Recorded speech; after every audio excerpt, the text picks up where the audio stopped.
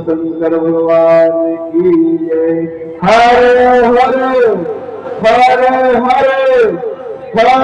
हरे। गुरु बाबा भूतनाथ की जय।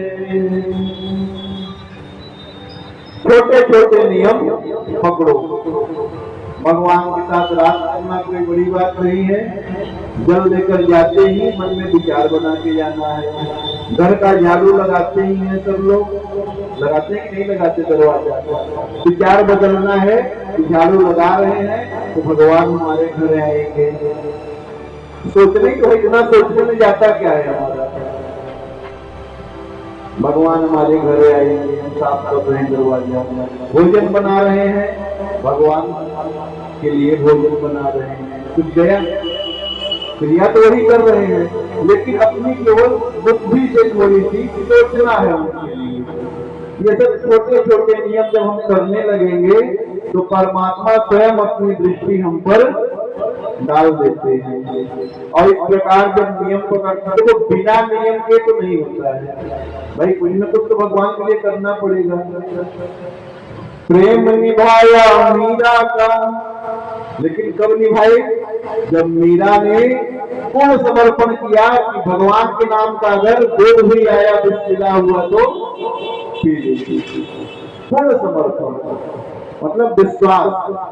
प्रेम निभाया मीरा का, जिसका प्याला पी डाला, लाज रखी थी नरसी की, नानी का भात भर डाला।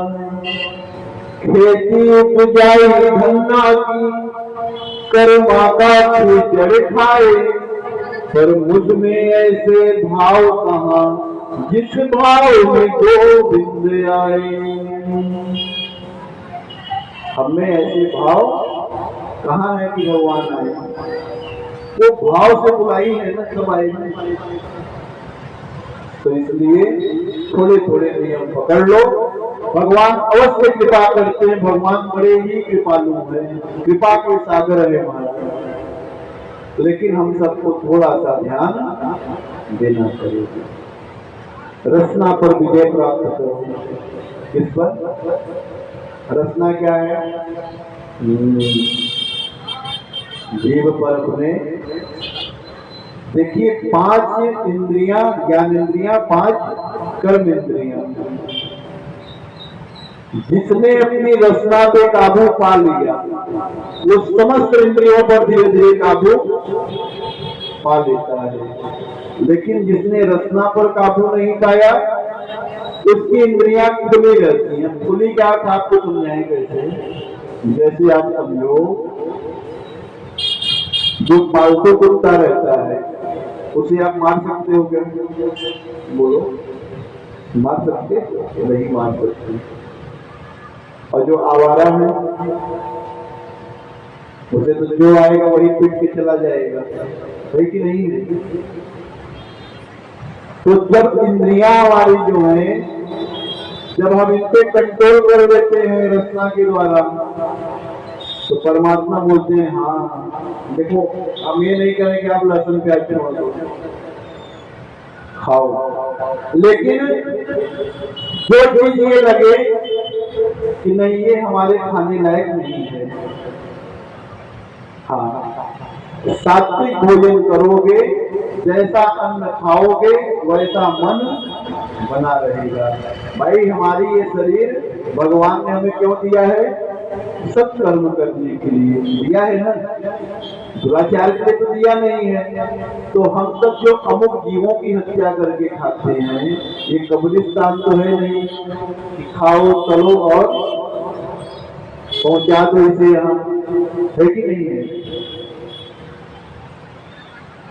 ये सात्विक भोजन ग्रहण करने के लिए हम सबको शरीर मिला है।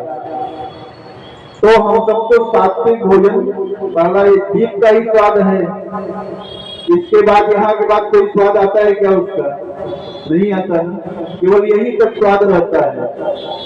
ये अच्छी अच्छी चीज हमारे, भाई एक अंडा, 1000 अंडा आप खाओगे तो जो प्रोटीन आपको मिलेगा कितने?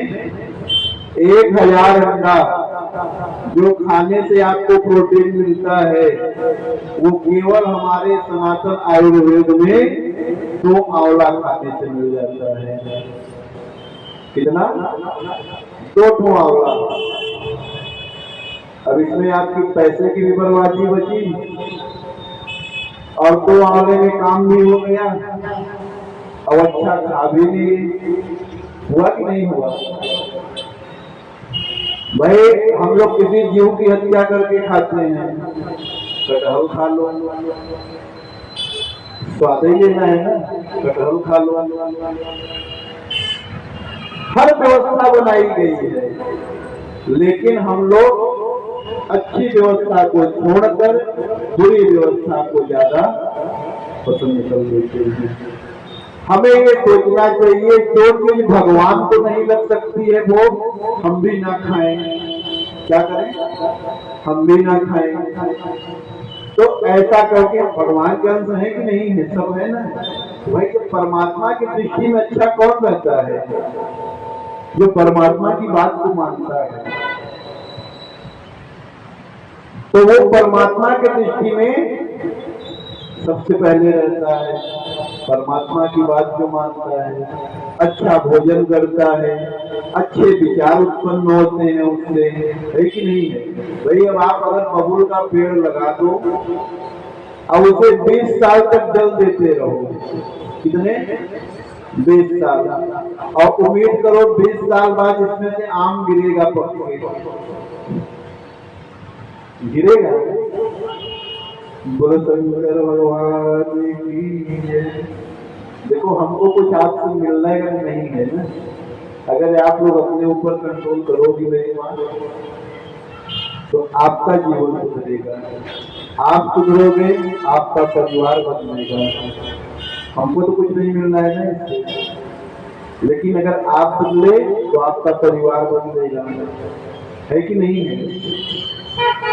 किया करो भाई। अगर हमको कोई अभी चाकू लेकर आए, गर्दन के पास खड़ा हो जाए, ये काटू मत, किसको किसको अच्छा लगेगा? अच्छा सही सही बताना, दिल पे हाथ रखकर बोलना, किसको किसको अच्छा लगेगा?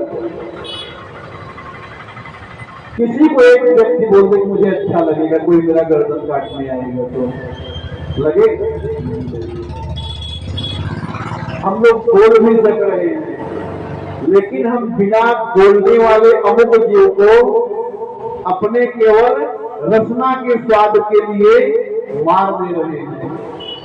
सोचो कैसा तड़पता है वो, चिल्लाता है कि नहीं चिल्लाता है? कटते समय चिल्लाता है कि नहीं चिल्लाता है? उसकी बौखलाहट समझो, उसकी बेचैनी समझो, वो बोल नहीं पा रहा है बस।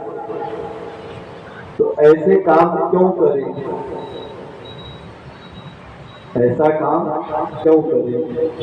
हमको सात्विक भोजन ही इतने नाना प्रकार के करने के लिए, ये जीव के ही स्वाद के लिए वो सब कर रहे हैं ना। इतने सात्विक आहार है, सब खाओ ना, क्या कमी है? अरे भगवान की दया से इसमें चंद्रमा के द्वारा अमृत गिरता है फलों में, फल में, सब्जियों में। कहाँ से आता है स्वाद? चंद्रमा के द्वारा आता है, वो अमृत गिरता है उसमें। और वही भोजन जब सात्विक भोजन हम करते हैं तो अमृत समान भोजन हमारे शरीर में जाता है। हमारे साथ बड़े अच्छे हैं, किसी की अहिंसा ही परमो धर्म। क्या है? किसी के लिए गलत नहीं सोचना चाहिए, उसे मार कर खा लेना सिखाया ही नहीं गया है ऐसा कभी। तो किया करो मन में। भाई श्रावण मास 1 महीना कोई नहीं खाते ना, खाते हो? कोई खाता है क्या? भी कौन कौन अच्छा खाता है श्रावण मास में? कोई नहीं। पिछले बार 2 महीने भी कोई नहीं खाया। तो जब 2 महीना इस रचना पे काबू कर सकते हैं, 1 महीना कर सकते हैं, तो बाकी के 11 महीना क्यों नहीं कर सकते? कहने का अर्थ इंद्रियों को हम खोल देते हैं, यानी उन्हें आवारा कुत्ता बना देते हैं। क्या करते हैं? अपनी 5 इंद्रियों को हम अभी सावन मास है तो बांध के रखते हैं, लेकिन जैसे ही सावन बीता खोल देंगे। अब वो आवारा हो गए कि नहीं हो गए? और जब बंधी है, देखो बंधी मुट्ठी लाख की और खुल गई तो है कि नहीं है? तो जब ये पांचों हमारी ज्ञानेन्द्रियां, कर्मेंद्रियां, ये 10 को हम नियंत्रित करके रखेंगे तो कितने हो गए? 5 ज्ञानेन्द्रियां, 5 कर्मेंद्रियां। ये 10 से जो विजय प्राप्त कर लेता है वो कौन बन जाता है? 10 रथ। कौन? महाराज दशरथ बन जाता है। और वही चक्रवर्ती सम्राट जो महाराज दशरथ थे, तो उनका नाम इसीलिए दशरथ था।